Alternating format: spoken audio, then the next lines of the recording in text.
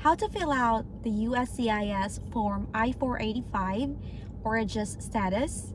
In this video, we're going to talk about that. So let's dive in and let the journey begin.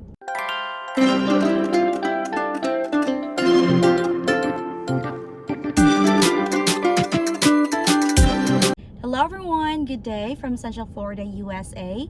My name is Emmary and welcome to POWELLful Couple Journey, where we show you our random activities here in the United States of America. For today's video, I'm going to show you how to fill out the I-485 or adjust status for those who are seeking the adjustment when it comes to J1 teachers who got their favorable recommendation or are still on the process of taking their waiver.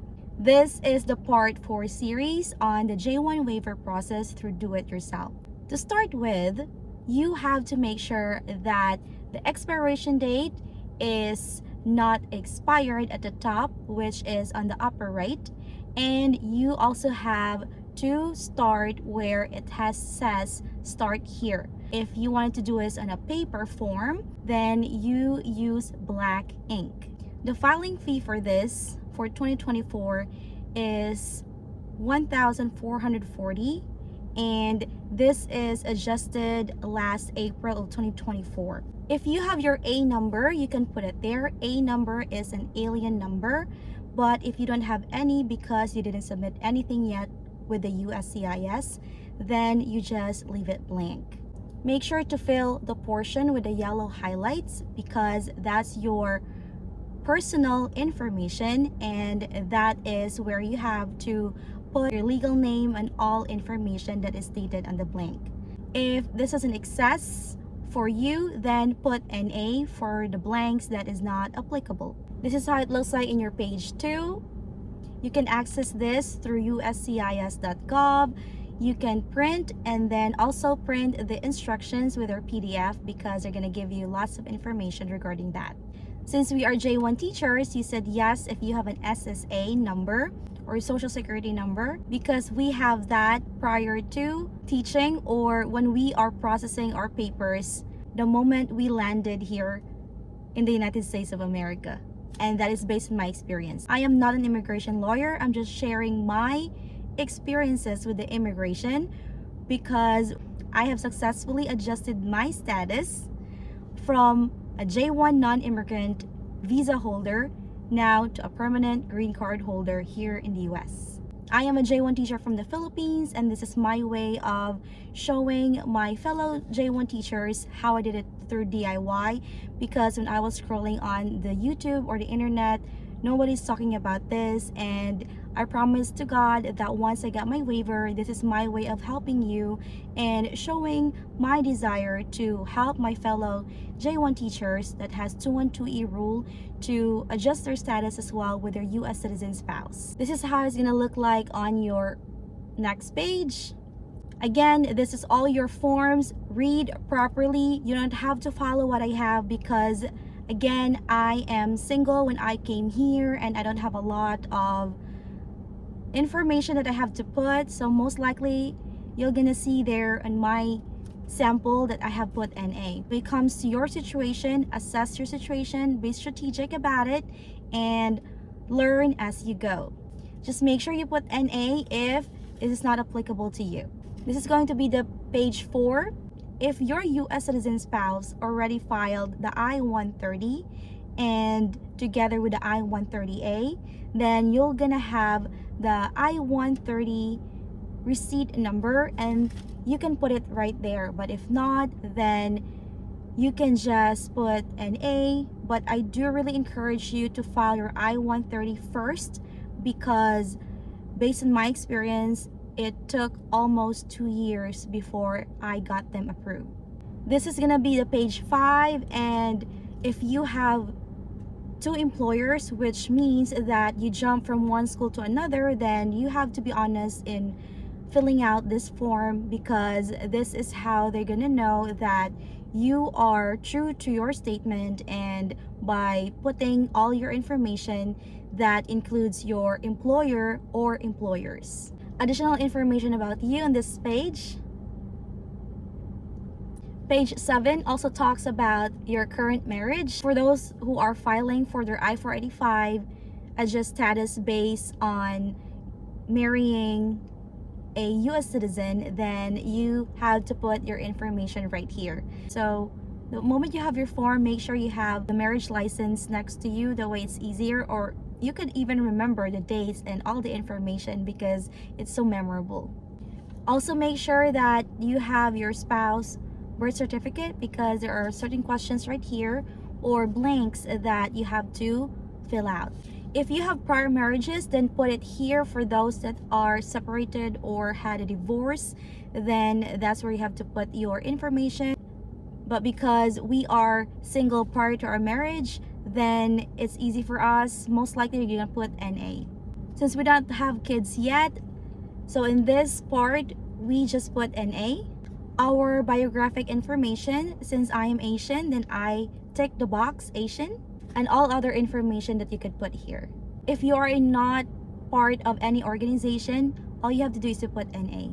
Page 10, make sure you answer it properly. Assess your information. Look at your DS 2019, look at your I-94, look at the papers that you submitted, look at the visa stamp you have. Secure all those information, because the word ever there has its own meaning. And what you can do is also to research and Google, because once you type those statements, it will explain to you what it means. Also, there is an instruction with a PDF with I-485 through USCIS.gov. Then that's where you can find the meaning of that. But if it's very vague to you, then research through Google. With 24.A, the question there is, if you are a J1 non-immigrant, of course you're gonna say yes. Just like me, I've been here in the US through a teacher exchange cultural program, which is a J1 visa, then I would really say yes. With the question 24B, have you ever complied for the foreign residence requirement? Then you said no. This right here, you have to be strategic, because the timeline with I-485, you have to look at that in the USCIS.gov. You have to also look at the timeline for I-612, look at the timeline for the DS-335. Those go hand in hand, and it's very important to do this, to look at that before adjusting your status. The reason why some of us married to the US citizen is submitting the I-485, because we wanted to have a concurrent filing with the EAD or the I-765, which is the work permit, and together with Form I-131. But if you feel like you wanted to have your waiver first prior to submitting your adjust status, because you don't need your work permit or travel document, then you can skip this part. And once you get your favorable recommendation and your waiver, then that's the time for you to do your I-485. But some of us are risk takers, and they wanted to have their work permit prior to getting their waiver, then that's on you. Again, this is not a legal advice. You submit on your own risk. This is just a guide for you on how I did it, because being a J1 teacher, I really wanted to help you succeed with your own papers as well. But again, this is a case-to-case basis.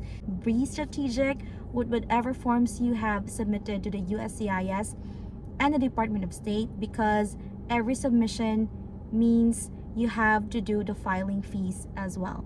Page 11, you have to answer this as well. If most of the time you say no, then just make sure it is really applicable to you, or you are really stating the right information. Page 12 is again about security and related questions. Make sure you answer the box properly. Page 13, you can pause. That way you know that we are on the same page, and you can take a look at this twice, or just take a moment to finalize the information you have. List your information here when it comes to your certificates and any other experiences you have, along with the other information.